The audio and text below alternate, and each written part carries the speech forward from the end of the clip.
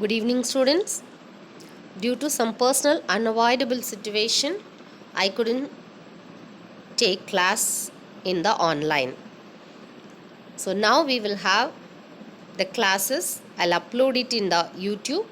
Where we stopped from there, we will continue the class. I hope you all are fine and your family members are also fine. Take care of yourself, children. So today's class, we are going to study about Gauss law, and the second one is Gauss law to Coulomb's law. Have you remembered? We have already studied about Coulomb's law. Gauss law just we started in the previous class. What is Gauss law alone I said, but we will study in detail about that. So this is the famous scientist, mathematician, physicist, Gauss. I ask you to check it, the Gaussian distribution, the Gaussian curve. Of late the word is going on, the graph should be flattened. I told you, I hope you would have checked. So what he said about the charge and the distribution and the electric field, that is only given in Gauss law. So shall we go to directly Gauss law? Before going to Gauss law, have you remembered this one? Already we studied. Yes, a charge and the lines here, what it is, all these lines are nothing but the electric field lines, and the green color one, what it is coming here is the surface. So in this surface or through this surface, how many electric field lines are coming, passing through, that only is decided, that only gives the value of flux or electric flux, total number of electric field lines passing through the surface. It is called as electric flux, but we cannot count the electric flux. So we studied about electric flux mathematically, how to represent is E dot dA, E dot ds, and for the whole surface integral E dot ds. So dot product if we write, it becomes E ds cos theta. In this diagram here, if you see, the electric field is acting in this direction and this is the small area dA, and the area vector is acting in this direction. So the electric flux is given by electric flux represented by the letter phi. Phi is equal to E ds cos theta. So these are the various ways in which we can write the electric flux. Have you remembered the unit of electric field is Newton meter? Newton per coulomb, and the area is meter square. So the unit of electric flux is Newton meter square per coulomb. This we already discussed. Phi is equal to closed integral E dot A. Instead of writing this way, we won't follow. We will write it as dA only. That's what we follow. So next one is we move on to Gauss law. Gauss law, which connects the relation between electric flux and the source charge, the charge from where you are getting the electric flux, and it mathematically given by the relation phi is equal to q by epsilon naught. We all know phi is the electric flux, and what is q? Q is the charge, the charge around which, the source charge which gives out the field lines, which is the source of the electric field. And we know epsilon naught, it is the permittivity of free space, and the value of epsilon naught you know already, you have studied.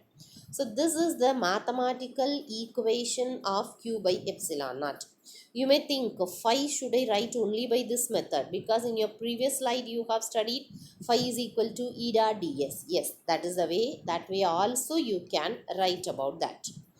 So phi is equal to q by epsilon naught. This is the mathematical form of Gauss law.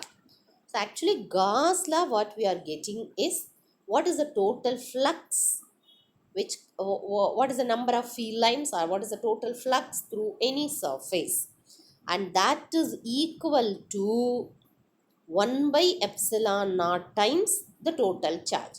Suppose if you see this diagram here, what is the charge is, there is a blue color sphere, but inside the sphere the charge is plus q only. So here the net charge in this place I will write only plus q. Is it necessary I should have only one charge? I may have any number of charges. Then add all the charges according to the properties of charges. What is the property? Additivity of charges. What is the total charge? You can take it. What is the total charge enclosed by the surface? So the formula for electric flux phi E is equal to closed integral E dot dA is equal to net charge enclosed by epsilon naught. Remember, it is a closed integral. Integral symbol, over that a circle. Circle represents it's a closed surface. The surface what I have chosen should be a closed one. It's not an open surface. So Gauss law mathematical form, once again it is given, and here I have introduced a new word called Gaussian surface.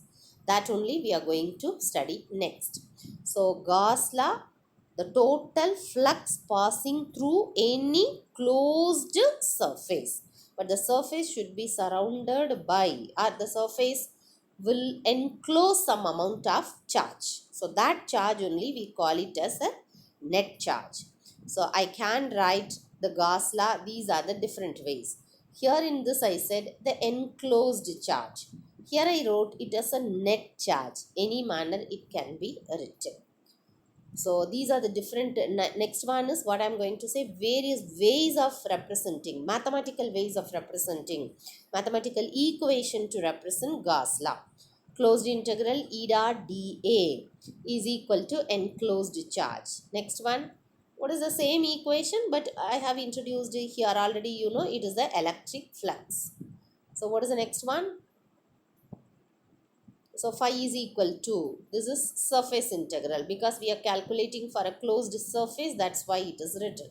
These are the different ways, different means of writing, and what is each word represents. E means electric field, A means area, Q is the charge, total charge, and enclosed charge. Any manner you can write, and you know epsilon naught is the permittivity.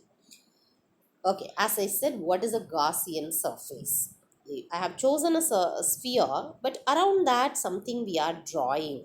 It's a three-dimensional diagram. It is an, we are, for our convenience, we are drawing a diagram to study about the behavior of the nature of the electric field. What we are drawing is called as the Gaussian surface. It's a closed surface, and we can apply this for a gravitational field, electric field, and the magnetic field. This chapter we are going to study for only electric field, Gaussian surface. See, in this diagram, this already we have discussed this diagram. A charge is Q. Around this charge, I want to draw a Gaussian surface. Now, this is a Gaussian surface. Suppose I choose a point here, somewhere else here, at a distance of, the point here, what I have chosen is at a distance of R. So considering that R as the radius, draw a symmetrical surface. Here the symmetrical surface is a sphere I can draw. For a point charge, R is the radius, surface is a symmetrical surface, my symmetrical surface is a Gaussian surface. So Gaussian surface is a closed surface around a charge. This charge may be any manner you can draw. I have drawn, mostly we will take our level closed surface and a symmetrical surface. You can take a symmetric surface also, but we will consider your level only the symmetrical surface. Electric field intensity, how to measure with the help of a Gaussian surface. Now the same diagram, a charge and electric field lines are represented by the red lines, and the blue color one is a Gaussian surface of radius R. Now see, the point Q is the my source charge. I want to find what is the electric field on this point, that is at this point. So what is the distance? I have taken that distance as R. Taking that, I am drawing a Gaussian surface, a symmetrical surface. A sphere is a surface. I told it's a three-dimensional. So it's not a circle, it is a sphere. I have to take it. So taking this one as a sphere is a Gaussian surface. Q is the charge. For this charge Q, the electric field will act in this direction. For any positive charge, outward normal. If it is a negative charge, the electric field is towards the normal, it will act. So in this diagram, the dotted lines represents a symmetrical spherical Gaussian surface. It is a Gaussian surface. See, the same thing represented by another diagram. Here, the plus Q is the charge. I have taken a distance of r as the distance. Considering that distance r as the radius, I have drawn a surface, a symmetrical surface. A spherical, symmetrical is for a point charge, it is a spherical surface. So the spherical surface here, what we have represented, that is called as the Gaussian surface. We will study, depends on the charge distribution one by one, what type of charge surface you will have it like that. I hope you clear about this one. Already we have studied about electric flux and the Gaussian surface. So with this knowledge, we have to study what is the interrelation between Gauss law to Coulomb's law. What way Gauss law and Coulomb's law are interrelated. My source charge is Q, and taking r as the distance, I have drawn a Gaussian surface. What is the nature of the Gaussian surface here? What is the shape? Yes, you are right, it is a spherical surface. For the charge q, which direction electric field is acting? Are you clear? The electric field is acting in this direction, it is shown, and r is the unit vector, the direction is given. Now for the surface, I have considered a small area on the surface. The shaded region, can you see here, lines are drawn, that is a small area, that is of area value ds. Okay, I have an area, then I should consider area as a vector. How to find the area vector? Draw an outward normal. So if you draw an outward normal, that will act as the area vector. So that way, if I consider similar diagram, already we have seen. So this is a Gaussian surface. Q is a charge and this is a small area delta A. This is on the surface. So the distance from the charge to this blue color surface delta A, the distance between them is R, radius. It is on the surface of the sphere and electric field. Now see, what is the angle between area vector and electric field here? Electric field is acting in this direction. Area vector is outward drawn normal. So what is the angle between them? Yes, you are right. It is 0. So we will see one by one. So this diagram, apply electric flux is equal to closed integral E dot dA. So if I apply dot product, what I will write next line? E dot dA becomes E dA cos theta. A dot B equal to AB cos theta. So E dot dA is equal to E dA cos theta. Tell me, what is the angle between them? It is 0. What is cos 0? Cos 0 is 1. So can I write the next line like this? It has become E and dA are parallel. So E and dA. E is constant because it is spherical, symmetrical. Everywhere the electric field is constant. So I have taken A, E outside the integral. So inside the integral, I have integral dA. What is dA? dA is a small area. This is the dA. Now, integral dA means what is the total area? dA is a small area. What is the total area of this one? So, what is the total area we have to find out? Closed integral E dot dA is equal to Q by epsilon. What is this? Yes, you are right. It is the Gauss law. Okay. Now, tell me, what is the surface area for this one? So far what we studied, applying the Gauss law, we wrote this one.